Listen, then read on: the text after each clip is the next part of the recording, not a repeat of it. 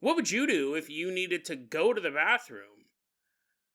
And you figured, you've done it before, not a big deal. However, this time when you go to the bathroom, you're interrupted by a glowing hand from beyond. Be pretty disturbing, to say the least. And then we take a look at the story of a young family making their way through life. But when a ghostly encounter changes the trajectory of this family, we are left to wonder. Are they being watched over by a lovable grandpa, or has a sinister demon come for their children? Today on Dead Rabbit Radio. I'm a little freaked out. Actually, I'm a lot freaked out. Hey everyone, welcome back to another episode of Dead Rabbit Radio. I'm your host, Chase Carpenter. I'm having a great day. Hope you guys are having a great day too. Hope you guys are having tons of fun doing whatever you're doing. We got a lot of stuff to cover today. So first off, riding into Dead Rabbit Radio Command on a bike built by the gods themselves. Everyone get on your feet and give it up for our newest show supporter, returning from yesterday's episode, Bobby Carpenter. Woohoo, yeah, wee! Yeah, he's all popping a wheelie, wee! He's all doing tricks, doing BMX dirt tricks on his bike. Yeah, it's pretty cool. Bobby Carpenter not only is related to me, there's a little bit of nepotism involved. Bobby recently bought a Dead Rabbit Radio t-shirt supporting the show financially through the merch store. That's always appreciated. He's also been getting the word out about the show. Bobby is a world-class bike guy. What's the term? A cyclist? He's a cyclist man. So he's riding bikes around. Now he's knocking stuff over. We get it, Bobby. You're really good on bikes. You can park your bike there. You're going to be our captain, our pilot this episode. If you guys can't support the show financially like Bobby did, that's totally fine. It really is. Just help spread the word about Dead Rabbit Radio. That helps out so much.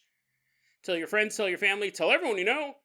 Dead Rabbit Radio is your favorite paranormal show. And Bobby, let's go ahead and trade in your bike for the Bunny Bicycle, Dead Rabbit Radio's two-wheel. Why don't we have a motorcycle now that I think about it? Why have I never invented a motorcycle for this show?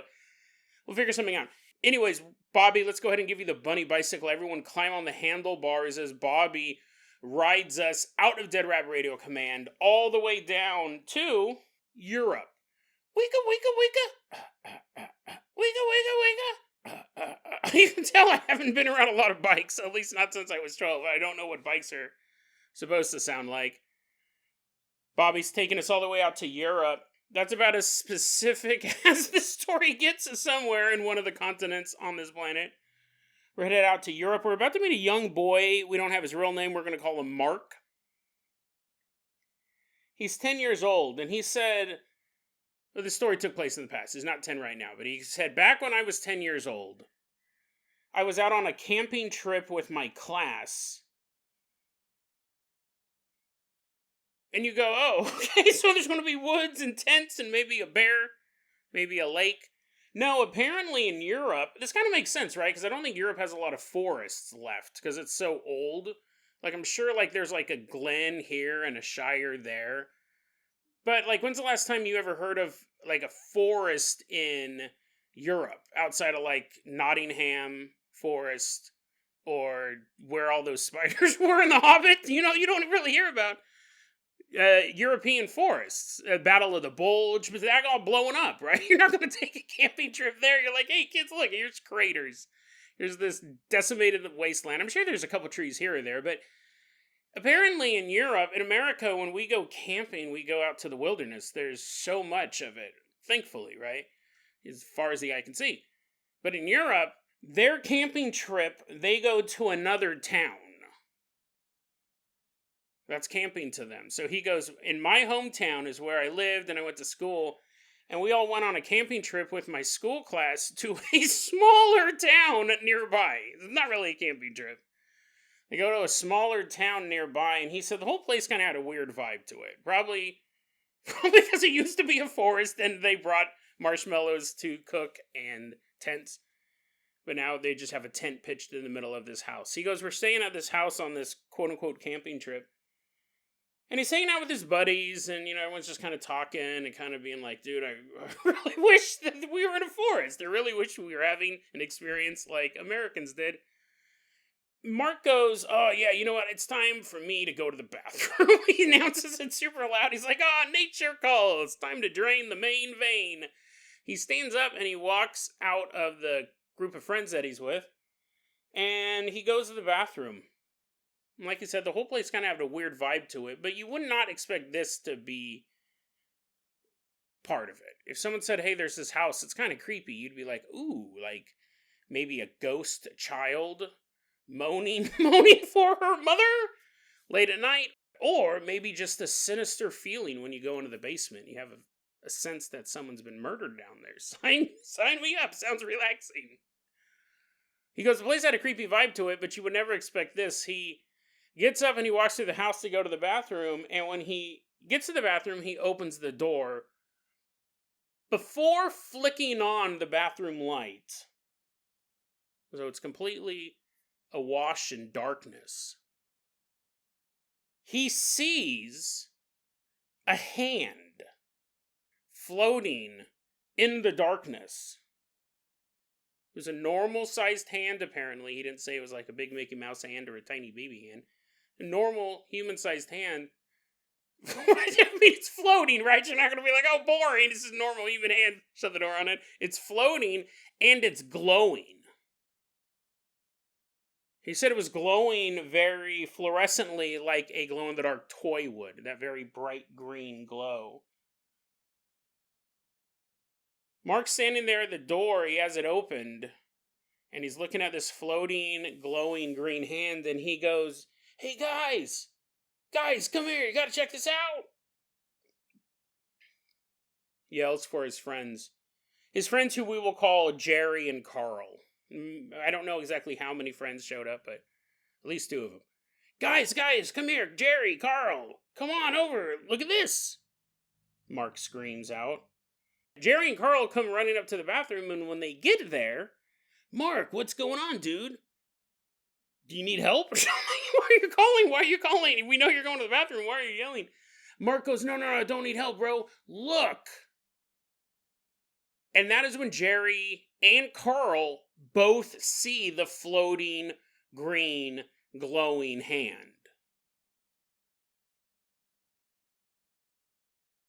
Very important in paranormal experiences to try to get as many as witnesses as possible. I don't know if that's what Mark was thinking in the moment. He might have just thought he was losing his mind. And that is another reason why to get other people to view it. Because if they see it themselves, then you're probably not all losing your minds. They're all looking at this floating, glowing green hand in the darkness here. So it's not a kid's imagination. He's not dreaming. Not a trick of the light. When Mark and his friends are standing there looking at this thing that shouldn't exist, the hand begins to float towards them. That is when one of Mark's friends, Jerry, reaches over and flicks on the bathroom light. Probably a good call. Right? You're not going to be like, let's see what happens when this reaches us. This abomination among all things that are natural. Jerry flicks the light on. The hand vanishes. There's nothing there floating. There's nothing there glowing. There's nothing. It completely vanishes. But to put a topping on this paranormal parfait, because this is weird. Because you could go, Jason, it was a trick of the light. Trick of the lights generally don't work if people are looking at it from different angles. Probably wasn't trick of the light, not a nightmare, anything like that. Could have been a mistake. Could have been this, that, or the other thing. What makes this story even more interesting is that when Jerry flicks the light on, the hand disappears. However, on the floor, in the same location where this floating hand would have been, as if when you flicked the light on, it dropped to the floor, like right underneath where the floating hand was. Remember, it was coming towards them. Right on the floor underneath where that floating hand was, laying on the floor, is a rubber glove.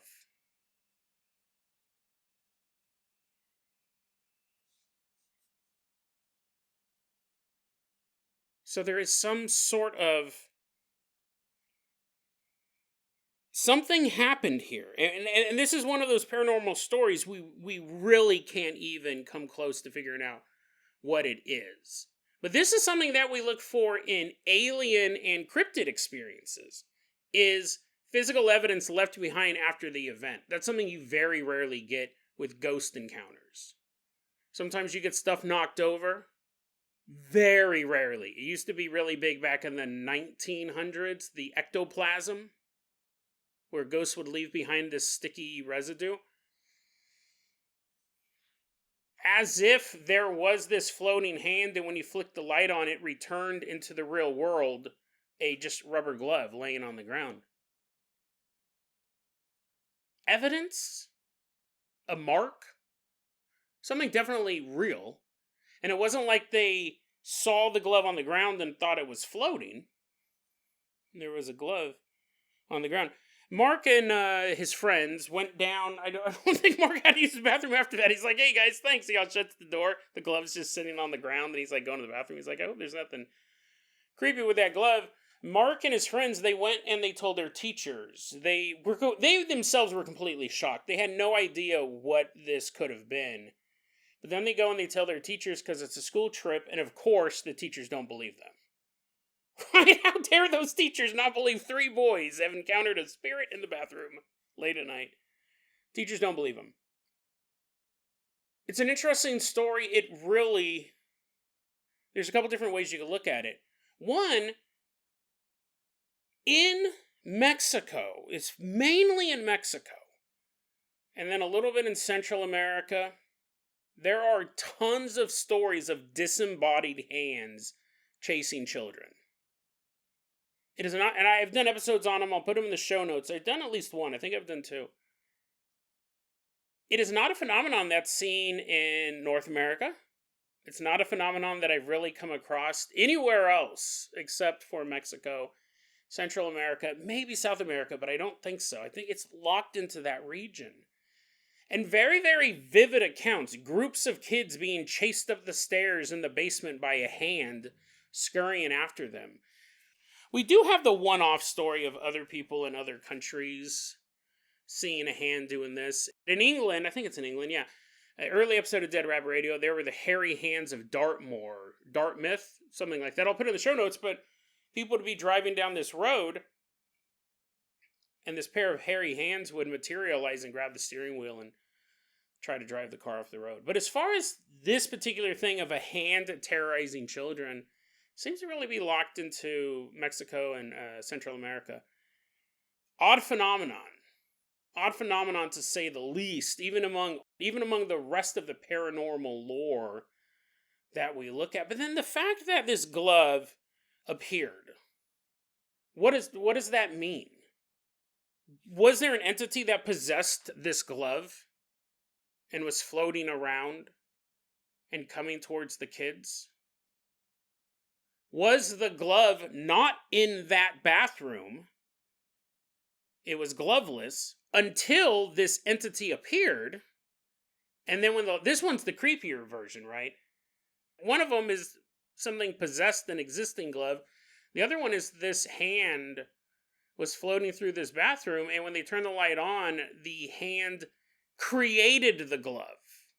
The glove did not exist in that bathroom or really anywhere on this planet until this entity was transformed into a glove or became a glove. It's one thing to say that a demon could possess a stuffed animal. It's another thing that a demon becomes a stuffed animal. Like, you do not have a stuffed Care Bear in your closet, and then one day you do. And it's a demon.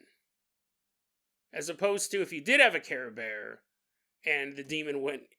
As opposed to if you did... They're both creepy, right? But as opposed to if you owned a Care Bear already and the demon went in it. You're like, which one would I rather get sacrificed to in the middle of the night? One's something that we know can happen, right?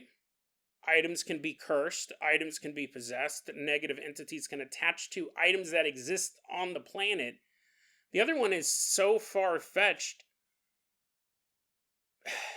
I can't think of another time that it could have happened where the spirit manifested the glove. It did not exist before this event. There was no glove in that room. Which, I mean, we can't go back and check that now. This story took place probably a while ago. The guy posted this online anonymously. He said it happened to him when it was 10. I mean, someone probably picked the glove up at some point. And here's the other thing, too. Like, what would happen if you put that glove on? Would you just have, wow, this is a real comfortable glove? People are like, where'd you get it? Now I found it in a bathroom. Found it in a bathroom at a campsite in Europe. Might just be an ordinary glove. Might be more than that. Personally, this is one of those items that I would have wanted possession of. But yeah, this is an item I'd want because you'd wonder, did the entity possess it, which would make it interesting as a curiosity, or did the entity manifest the glove? Did it create the glove, which would make it just absolutely bonkers if that was possible? An interesting paranormal story. Nonetheless, I find it absolutely fascinating. I find the idea of hands, because this is something I never grew up with, right? We always were like maybe afraid of having our hand outside of a blanket, or maybe you're like walking down a dark hallway and thinking something might grab you. But my childhood full of fears. I was very, very scared as a child. None of my fears were ever disembodied hands chasing me. Never. And the only thing I could really think was, who's the guy on the Addams Family? Is it Cousin It who's the hand? Or is that the thing? Whatever. It's almost comical to think of a hand chasing you. And I think that would go for most people. Except there's an entire country, an entire region of the world. They're like, no, that's like the scariest thing they can think of. I've actually been chased up the stairs by hands. I've been choked out by hands. I'll put that episode in the show notes. There's a lot of stuff with these disembodied hands. We even had stories, even going back, where I remember the story a long time ago. A girl was taking a shower in an apartment complex, if I remember this correctly, and there was a window. You know, most bathrooms have like a high window, so no one can really look in or out while someone's using the bathroom. And she's using the shower, and she sees outside that window a pale hand with long fingers, and it was like beckoning her. It was doing that come here finger thing to her. And she knew there was no one in the building that tall. She knew there was no one who had hands that grotesque. And there's other stories like that. We've actually covered a lot of disembodied hands on this show. So why that phenomenon? And then you wonder, why not feet? Why aren't people seeing disembodied feet chasing them? Which technically would be scarier, because a hand can punch and scratch and grab you. Never mind, that's scarier than a foot. I was like, well, a foot can kick you, but that's kind of all it can do. It can step on you. It can make you smell their dirty feet. Yeah, I'd rather be chased by a foot than a hand. But yeah, why hands and not feet? What is the paranormal connection there? Fascinating story. Really, really love that one. Those kids probably didn't think it was too fun. They're like, and I never went to the bathroom again. After that, I got a colostomy bag attached to my body, so I never had to experience a dark bathroom again. Bobby, let's go ahead and toss you the keys to the world famous Carpenter Copter. We are leaving behind Europe. Why don't you fly us all the way out to a house in the suburbs? The year's 2020. We're going to go ahead and meet Philip at this point in life. He's 29 years old, and the year 2020 is pivotal in his life because, unfortunately, that's when his father passed away. And Philip said, my dad, he did have his health issues, but when he died of a heart attack, it was still very unexpected. We did not know it was going to happen then or that way, even though he had these complications in his life. It all caught us off guard. At the time, Philip had a son who we will call... Oh, I named him Mark, too. I forgot these two stories are back to back. Let's call this guy... All my notes say Mark. Oh. Sorry, this guy's name is Mark, too. Or I could change my notes. But I guarantee you, if I change my notes, I'll get the names mixed up. So Mark was the guy in the first story, but this is a different Mark. Neither of their names are actually Mark. I made them up in my head. But at the time, Philip's son, who we will call Mark, was a little baby who did get to visit with Grandpa. It's not like they never hung out. But Philip and his wife Tracy always felt like Mark and Grandpa never got enough time together. And really, when is enough time with your grandparents? Well, fast forward a couple months after Grandpa died. Philip and his wife Tracy are kind of hanging out in the living room, just chilling, doing the married thing, watching television, probably, while Mark is in bed. And there's toys. Mark's toys are kind of strewn around the living room. It's still just a complete mess from when he was playing earlier. Well, one of these toys was a musical toy. It was a Baby Shark toy. I don't know how much of that song I can sing before I trigger a copyright violation, but I'm sure we're going to find out. They had this Baby Shark toy, and the way it was set up was you had these pieces that you could take out of the toy, and they were in the shape of the different sharks. So you have a shape of a baby shark, shape of a mama shark, a dada shark, a grandpa shark, and grandma shark. I think that's all of them. When you take these toys out and then put them back in, it activates the sensor based on what toy you're playing with, which little guy you're playing with. So you have this little device, and let's say I put the baby shark in. It'll go, baby shark, do-do-do-do-do-do, baby shark, do-do-do-do-do-do, and you pull it out. It sounds like a torture device, right? You buy these toys for families you hate. There are these different animal shapes. There are these different impressions in this device. So if you take the dad shark and put him in the proper impression, proper place, daddy shark, do-do-do-do-do, daddy shark, do-do, you pull it out. So on and so forth with all the family members. Now, you could also trigger it if you put your fingers right over the correct sensor in the correct slot. If you put your fingers over the slot and say the grandma shark impression, part of this toy, grandma shark, grandma shark, Well, anyways, Philip and Tracy are sitting there in the living room. Mark's fast asleep.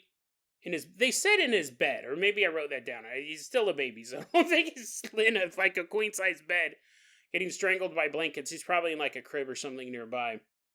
Philip and Tracy are sitting there in the living room, and all of these toys are all over the floor, making this big mess, and this baby shark toy is sitting there, and all of a sudden, baby shark, baby shark, grandpa shark, grandpa shark, grandpa shark, grandpa shark, grandpa shark, grandpa shark. Philip and Tracy are kind of looking at each other. They're nowhere near this toy. It's sitting in the middle of the floor. And he goes, it started off singing Baby Shark, but then it switched to Grandpa Shark. And it kept doing it over and over again. Grandpa Shark, Grandpa Shark, and then it would stop. And Philip and Tracy are kind of like, well, that was weird. Like, why did this toy just activate out of nowhere? When Philip, this thought, I don't know exactly why this crossed his head, but he says out loud, he goes, Dad. His father just died a couple months ago. Dad, if that's you, press Grandpa Shark. Grandpa Shark, do-do-do-do-do-do, Grandpa Shark, do-do-do-do-do-do, Grandpa Shark, do-do-do-do-do-do, Grandpa Shark. Phil and Tracy are like, that's weird. Like, from what I understand from reading this post, Tracy is a big believer in the paranormal.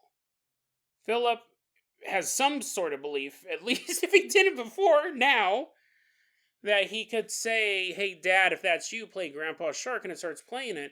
And this device is sitting there on the ground, and then all of a sudden it starts going, Baby Shark, do-do-do-do-do-do, Grandpa Shark, do-do-do-do-do-do, Baby Shark, do-do-do-do-do-do, Grandpa Shark, do-do-do-do-do-do, Baby Shark.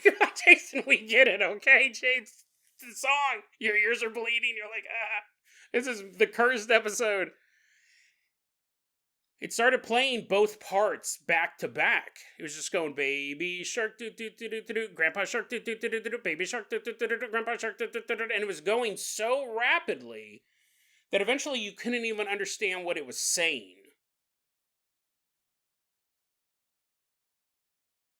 And it's going and going and going. It's glitched out. It's malfunctioning. But you have to wonder, is there some sort of paranormal connection to this? Because Philip starts to get scared.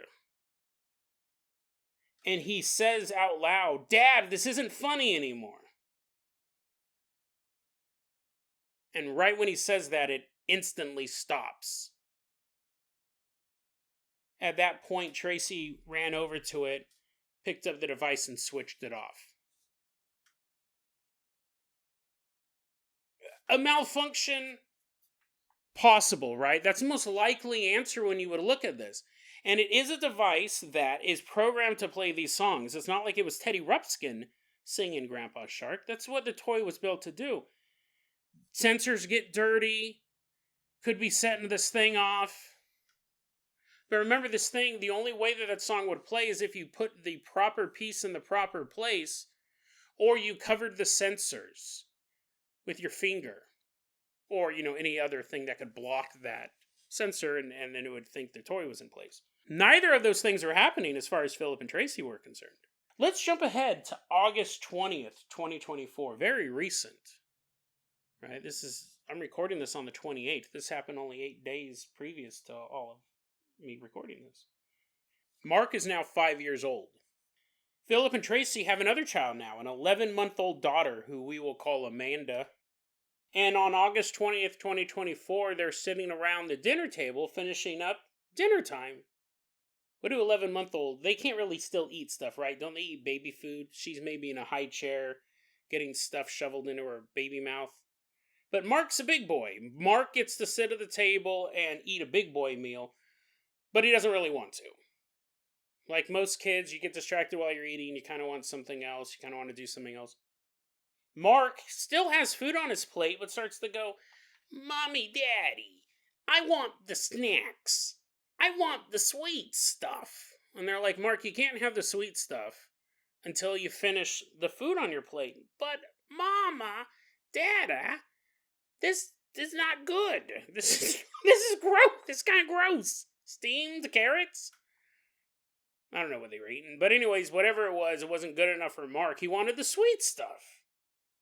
And they're like, Mark, you can't have the sweet stuff. You can't have the snacks or the dessert until you finish your food. Oh, you guys are wet blankets, Mark says, or at least thinks, probably. And he sits there and he begins to eat more of his food because he realizes he's not going to win this fight. If he wants the sweet stuff, if he wants a tasty snack, he's got to finish eating his food. And he eats most of it. And Philip is like, good job, Mark. Good job. You ate most of your food. We'll make sure you get some sweets. Philip walks over to the side of the table where Mark is at to pick up Mark's plate. And while most of the food was eaten, there was still some food on there. Philip's walking over to pick up Mark's plate, and at that point, Mark jumps up, inadvertently hitting his plate, knocking it to the floor, and sending the leftover food flying through the kitchen. At that point, Philip... Listen, man, I'm not a dad. Right? Way too much stress for me. But... I don't know, man. Like, if I got this little bro here, and first off, I'd be like, we don't eat snacks after dinner. Right now, I'm going to give this guy lessons on how to be a parent. I'm like, first off, no snacks. I don't know. I do have to say that if a kid's being exuberant and jumps up and knocks something over, I'm not going to, like, run him through the ringer for that. Like, yeah, it sucks. I'd make him clean it up. I'd be like, yo, bro, dude, you knocked over your plate. And he's like, what? Oh, sorry, man. I was like, pick it up. Pick up these carrots and stuff, dude. Throw them away. Philip takes a different tact. And again, I'm not a dad, right? You're like, a bunch of people are like, that's not how it works. First off, you're not a football coach. You can't yell at them like they're just an athlete of yours. Philip goes, this is his quote. This is what he said that he did. He said. Philip said to Mark, quote, "No sweets now. You did something good, but then you immediately did something bad." Unquote. And then he storms off. Not Mark, mind you, not the 5-year-old who didn't storm off out of the kitchen. Philip did. Philip stormed off. Like, he was mad. Like, dude, he knocked over some carrots. For all I know, they were eating soup that, like, permanently stained his tux for his business meeting. He had worked for a tux company. I don't know. But the parents stormed off. And I'm sure Mark was like, "Oh, no sweets? That's a bummer." Mark goes to his room. No sweets for him. No sweets for him is the ruling. Philip is cleaning up after he comes back from storming out. Philip is cleaning up the mess, and Mom is getting Amanda ready for a bath, which I'm sure is probably pretty normal after feeding a baby. At that point, Mark's gone, right? Mark's in his bedroom. No snacks for him. You have Philip, Tracy, and 11-month-old Amanda in the kitchen. At that point, Amanda had this toy walker. And no one was near it. But this toy walker, which had these series of buttons you could press that'll make animal noises or play songs. You press a button and it makes one of these or bah or doodaloo boop-a-doo. You know. No one was near it. Philip said no one had been near it really all day long. It was just one of many toys that Amanda had. She hadn't used that day. It starts making these noises. I don't know. It's all funk music. It's just making animal noises and a song and stuff like that.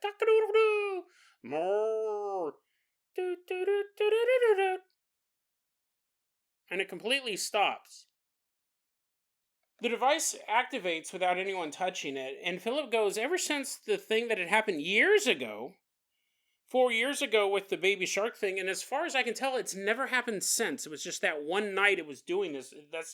He didn't report any other incidents. He said ever since then, him and his wife had kind of joked about that Grandpa was watching over all of them. So when this toy started having these noises play without anyone interacting with it, they both kind of go, "Oh, Grandpa's back." And that is when Tracy goes, "Martin," which is the father's real name, the grandfather's real name. She goes, "Very funny, Martin. You back again?" And after saying that, the device, this toy walker, begins to chirp and beep and make songs again. Giddy up, croak, croak, oh!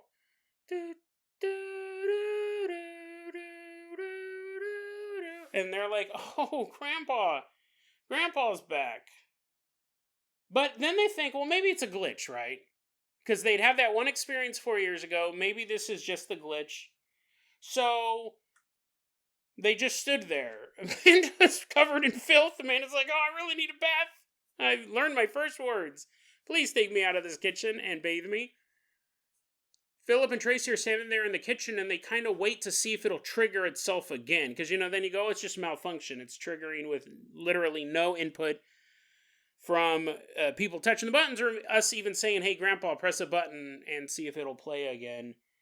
They stay there for a while, and it doesn't play again. And at that point, Philip says, "Dad, if it's you,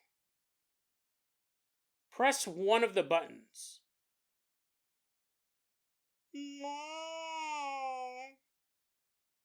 The cow mooed. Tracy said, "I think he's angry. We didn't give his grandson some sweets."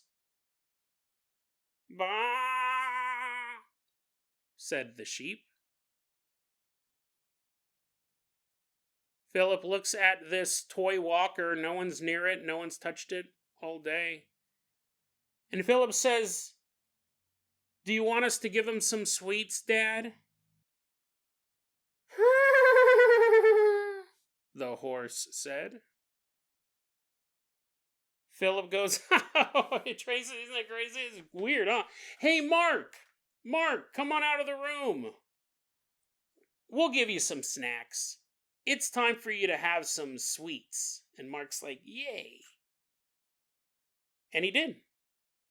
Philip gave his son some snacks. Mark leaves the room. Tracy takes Amanda to the bath. And Philip is standing there alone in the kitchen with this walker. And he said, Dad, is that you? This time there was no answer. The toy remained silent.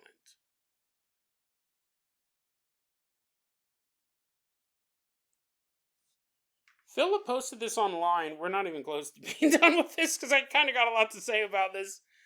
Philip posted this online underneath the name Bitter Emergency 3143. He finished it with pretty much exactly what I told you. The ending of it was, I stood alone in the room and one final time said, Dad, is that you? But this time no answer. The toy remained silent. He added this, though, I wonder what would have happened if we didn't give him any sweets! Exclamation point. This is a really interesting paranormal story. I can't go on too long because we're running out of time. Episodes running a little long, but listen, having a loved one come back into your life after they've passed on, that's a blessing. I think most people would consider that a blessing. Getting to see them one more time, getting to see them in a state of bliss, you know that they're at peace. That is something that everybody wants. Whether or not you believe in ghosts, that if you were going to encounter a ghost, that would be what you would want. You'd want to see a loved one being like, no, everything's cool, actually. I'm actually doing really well. Especially someone, because, Philip's dad had a lot of health issues. To be able to see him healthy and vibrant. So I'm not knocking that. I find that that is a blessing. And I think a lot of people want that experience. Not everyone gets it. But I don't know if that's what this is. To clarify earlier, I said that his wife believes in the paranormal. Looking at my notes here, it's that she is attuned. The words he uses, Philip, because he posted this, said she's, quote, attuned to the supernatural, unquote, but she doesn't really like to engage with it because it creeps her out. But she believes in it. And so in a situation like this, you go, here's the thing. I don't know if this is their grandpa. I do not know if this is Philip's dad, first off. And the kind of scary thing is you never know. You never know. Even when you see a loved one come to you after they're passed on and they look young and vibrant and healthy in a way that you hadn't seen them in years, as disease slowly ravaged their body or as depression scarred their mind, you don't know 100% for sure that that is your loved one coming back. You can probably pretty much assume that it is. There wouldn't be a lot of reasons why a demonic force, which could easily impersonate a human spirit, would come back and say, hey, everything's great. Everything's great. Those diseases that I had in life that took so much joy from us, they're now gone, and I'm able to live on this beautiful paradise. There wouldn't really be much of a reason for a demon to do that. Of course, once this, as normal for the show, once I start to say something, I think something else, I go, unless this demon was trying to convince you to kill yourself. Like, if you were already kind of on the fence about the whole thing, and your grandma came back and been like, yo, dude, it's totally dope over here. It's totally dope being dead. Other than that very specific example, I don't know a reason why a demonic force or an evil entity would want to impersonate your loved one coming back as a final goodbye and telling you everything's okay. I'm not going to say it's impossible. It's very, very, very unlikely. In a situation like this, though, think about where we're at. First off, we have the grandpa shark, baby shark thing. They ask it. It is playing the Grandpa Shark song, sure. But remember, Philip says, Dad, if that's you, Press the grandpa shark. And you're putting it out there. And think about it this way. It's the same thing when you get a scam phone call. Right? Somebody calls you up. They may have a little bit of information about you. But through social engineering, by them asking the right questions, they're going to gain a lot more information about you. They may know your name. And they may know where you live. But they go, hey, listen, your aunt's in a lot of trouble. And you go, oh, Aunt Shirley? And they're like, yes, Aunt Shirley. Aunt Shirley's in a lot of trouble. The highway patrol has pulled her over and they're looking to get such and such amount of money. And you're like, well, how do I get a hold of her? They go, no, you have to call the highway patrol. And you're like, I have to call the California Highway Patrol, but I'm in Oregon. Now they're getting more information about Aunt Shirley from me. And this stuff can totally work its way around. And you can give someone, this is the way a lot of psychics work. Not all of them. But the scammy ones, you give them the information. You don't realize you're giving them information that they are then going to feed back to you. And you're going to be like, how in the world did they know that? Because you gave them enough clues leading up to it. So it's possible that's what this is. It's possible that there is this entity impersonating. I mean, again, imagine that this malevolent force, I think a lot of these forces are constantly kind of moving around the environment, moving around the world, and they do get, for lack of a better term, invited in. And they could just be passing through and causing this imagine if this device had malfunctioned in the middle of the night and nobody heard it, or everyone was at grandma's house and this device was malfunctioning and never heard it, and this malevolent force just continues on. But it's going off and they go, Grandpa, is that you? And then it starts to make these noises, and it's doing the baby shark, grandpa shark, baby shark, grandpa shark. And you have, in this house at the time, a baby and possibly the spirit of a grandpa. Here's the thing, and a lot of this stuff is theoretical. And I know some people find this to be the most boring part of the show when I talk about all this stuff, but I love talking about this stuff. You would think, well, why wouldn't the grandpa ghost communicate with them in a way that's not freaking them out, where it's going baby shark, grandpa shark, grandpa shark, and it's doing it so fast you can't tell it apart. But we don't know why ghosts talk the way they do, the way that they communicate with us. We know it's very hard. Communication between the spirit world and our world is very difficult. It's far more common for them to appear in front of you. You can actually see the ghost, and that's one of the most rare forms of ghosts. We actually see a full-bodied apparition. That is easier than them speaking. Speaking in the waking world. You're sitting on the couch, and you hear Grandpa go, son, I'll always be here to watch over little Mark. It's so rare. It is so rare when that happens that it's notable. So we don't know. I mean, and the ghosts have used electronic devices over the years, turning them off and turning them on, and they're able to do all these things. You go, well, maybe that's the easiest way for this ghost to interact with his family. Sure. But I don't know if it's the grandpa. I find the length of time between the interactions odd. It's possible the grandpa didn't have enough power, hadn't generated enough power to keep up communications over the next 5 years. A malevolent force may have been somewhere else. I mean, think about it. If you're an evil entity, you probably got a lot on your day planner. You probably got a lot of families to destroy. If you're a grandpa ghost, where else are you going to go? Maybe you're going to spy on your old wife, grandma, while she's taking a shower or something like that. People are like, that's terrifying. Here's my thing, though. We don't know if it's really the grandpa. And to be fair, someone in the comments said, what if that's not the grandpa? And at that point, Philip goes, oh, we didn't actually think about that. Tracy said she doesn't want to talk about it anymore.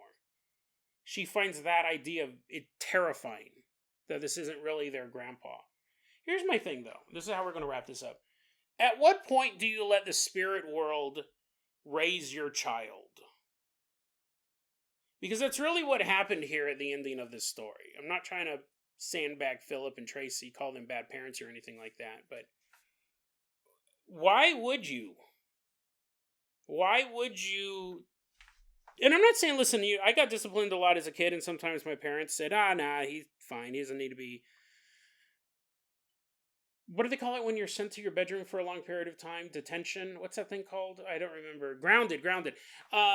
Sometimes I'd get grounded for a week, and then it'd only last a couple days. My parents would be like, oh, okay, you kind of learned your lesson. But I'm not saying that they're wrong to have given Mark sweets after dinner.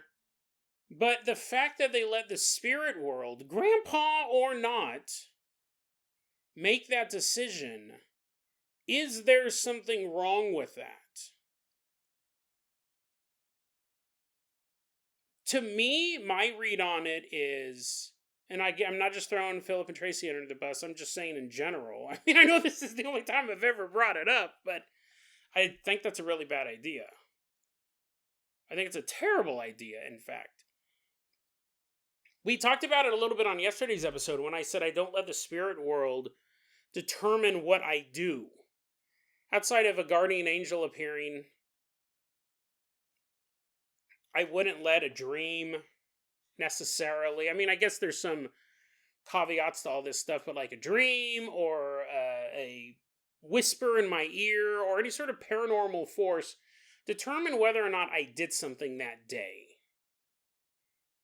I can read tarot cards. I've done other people's tarot cards. I've done my own tarot cards. I've never changed my own behavior based on what the cards say, because I understand how the cards work. It's more of like a psychological tool than a, what's the word? I don't know why my brain's not working today. Divination. It's really hot in here, actually. That's probably why.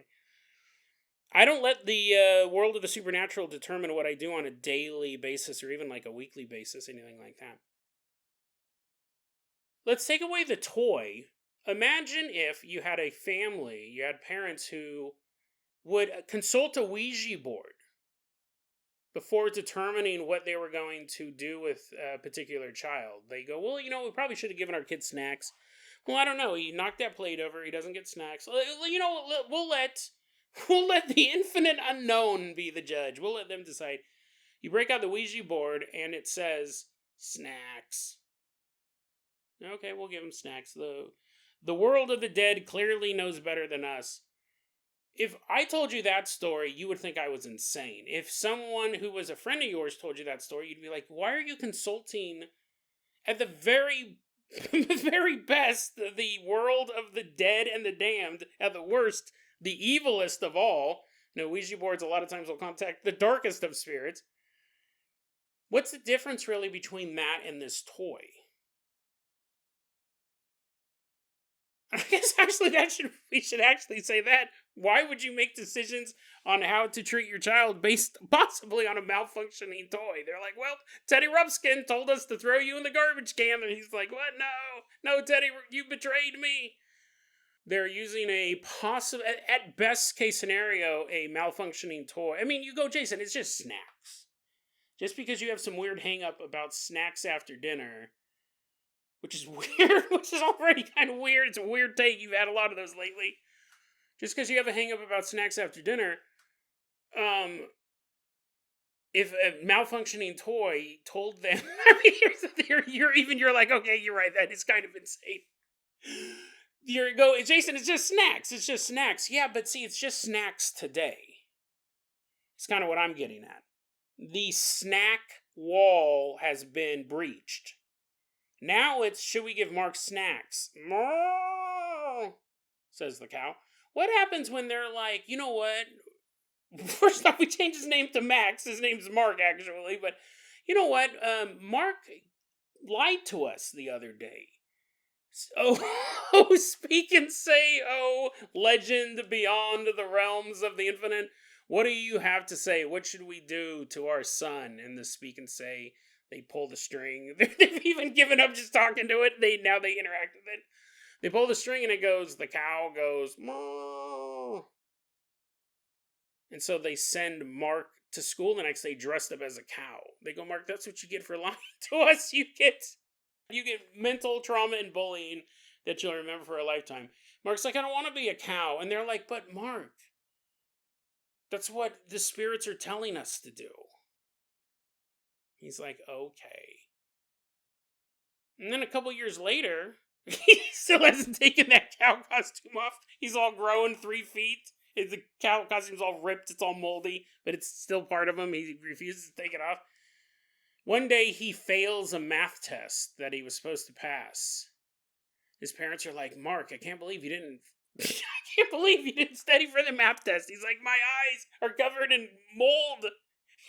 This costume has fused with my flesh. They're like, well, we didn't tell you to take it off, but you refuse. It's kind of hard to study for a math test when you have no eyes. However, the toy has told us that because you did not pass your math test, I can't think of a punishment worse than wearing a cow outfit for 5 years, but here's the thing. My point is, I think you guys get what I'm going at, is that when you consult, Jason, your brain's melting. It's that odd over there, isn't it? It's pretty odd. When you consult the world of spirits, I think even as an adult, to try to find out about what you should do with your love life or business decisions, you have to be so careful because you don't know who you're talking to. You don't. It's the same thing. Listen, man, I could go to a financial advisor who gives me bad advice, and I could go to a financial advisor who gives me good advice, and I don't know enough about financial advising to be able to tell which one is which. But I do know they're both corporeal humans existing on this plane of existence. I know that both of them are biologically human. And while one may give me good advice and one may give me bad advice, I'm taking advice from a human. And this is completely different. Even as an adult, trying to make personal decisions like love life stuff, you have to be very careful how you interact with this. And I shouldn't say they're raising their kids. Jason, your life has happened once, right? First time he was a baby. He was in the other room. Now one time they said, should we get snacks? You're acting like they have a Ouija board hooked up in their living room. No, you're right. They have only done it once. But I'm concerned that this may keep happening. And even if it is Grandpa, I wouldn't take his advice. Even if it is Grandpa, I would not take the advice of this ghastly ghoul from beyond. And again, it may not be his grandpa, which then opens a whole other world of possibilities. It could just be a malfunction. It could be Grandpa wanting his son to eat a little bit of snacks. It could be a demon testing the waters to see how far they can push these people. What decisions won't they make based on this toy? And it's good, I think it's funny because the way he ends the post was saying, wow, what if we didn't give him snacks with a little exclamation point? And I felt like he's taking it a little bit more seriously now. Once he posted this online and once people said that might not be your dad, that might not be their grandpa, I think him and Tracy hopefully now will be a little more cautious around this thing. Maybe it'll never show back up. Again, there was a pretty wide gap between the first one and the second one. Maybe it was the grandpa the first time and there's something else this time. We don't know. The world of paranormal is full of so many unknowns. But because of that, because we don't even understand the rules of how this stuff works, you should not consult them for day-to-day decisions. And you can go to a fortune teller, you can go to a psychic, you can go to a tarot reader, all of this stuff. But you also got to take what they give you with a grain of salt. A true grain of salt. Because you do not know the intentions of the person sending that message. You might understand the psychic is there to make money first and then kind of help people second. But who she is speaking to, who she's reaching out to, you don't know their intentions. You don't even know who or what they are. Just voices through the infinite void echoing out across reality. Some may be giving messages of good cheer, while others may have darker motives in mind, and using the playful tones of children's toys to ensure that their demonic intentions are made true in our world.